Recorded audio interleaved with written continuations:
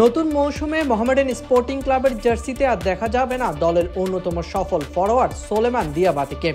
14 বছর পর federation cup আর প্রথমবারের মতো বাংলাদেশ প্রিমিয়ার লিগ চ্যাম্পিয়ন করানো এই মালিয়ান স্ট্রাইকার নিজের সামাজিক যোগাযোগ মাধ্যমে জানিয়ে দিয়েছেন ক্লাব ছাড়ার খবর।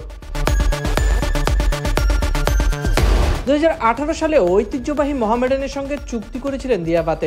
এরপর দীর্ঘ 6 বছর হয়ে উঠেছিলেন দলের অন্যতম প্রাণভোমরা।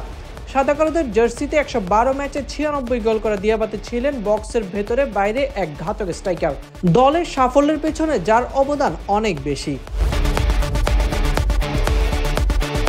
তবে বয়সের ছাপ পড়েছে এই 34 বছর বয়সী ফুটবলারের পারফরমেন্সে, সাথে যুক্ত হয়েছে পারিশ্রমিকজনিত জটিলতা। প্রতি মাসে প্রায় 12,000 মার্কিন ডলার বেতন দিতে হতো ক্লাবকে। নির্বাচনী অনিশ্চয়তায় ও সাংগঠনিক সংকটে থাকা মোহামেডানের জন্য এই ব্যয় বহন করা নতুন মৌসুমে কঠিন হয়ে দাঁড়িয়েছে। ক্লাবের ফুটবল কমিটির চেয়ারম্যান পদত্যাগের অভ্যন্তরীণ কাঠামোতে দুর্বল হয়ে পড়েছে। বাজেটের হিসাব নিকাশে গিয়ে মোহামেডান এবার তুলনামূলক কম খরচের দল গড়ার পরিকল্পনা করছে, যার প্রথম বড় সিদ্ধান্ত হয়ে গেল দিয়াবাতেকে না রাখা।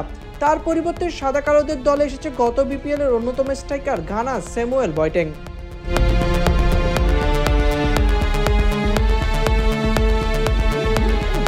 নিজের ফেসবুক আইডির পোস্টে সোলেমান দিয়াবাতে লেখেন, আলহামদুলিল্লাহ, সবকিছুর জন্য 6 বছর দীর্ঘ সময়ের পর বিদায় বলার সময় এসেছে।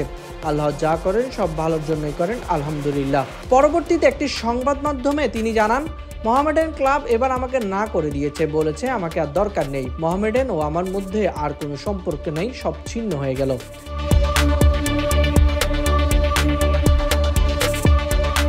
দিয়াবাতের পরবর্তী গন্তব্য কোথায় এটি এখনো নিশ্চিত করেননি তিনি। সংবাদ মাধ্যম জানিয়েছে বসুন্ধরা কিংসের যোগ দেওয়ার বিষয়টিও উড়িয়ে দিয়েছেন এই ফরোয়ার্ড। তারপরও জোর গুঞ্জন রয়েছে তার বাংলাদেশের অন্যতম সেরা ক্লাবটিতে আসার। শুধুমাত্র দল বদলের গোপনীয়তা রক্ষার জন্য তিনি বিষয়টি এড়িয়ে যাচ্ছেন বলে ধারণা করা হচ্ছে। মোহামেডানের হয়ে স্মরণীয় এক অধ্যায় করেছেন দিয়াবাতে। তার বিদায়ে যেমন ভাঙল সাদা কালোদের সঙ্গে এক দুর্দান্ত পথ চলা, তেমনি সমর্থকদের মনেও থেকে গেল এক সোনালী সময় স্মৃতি।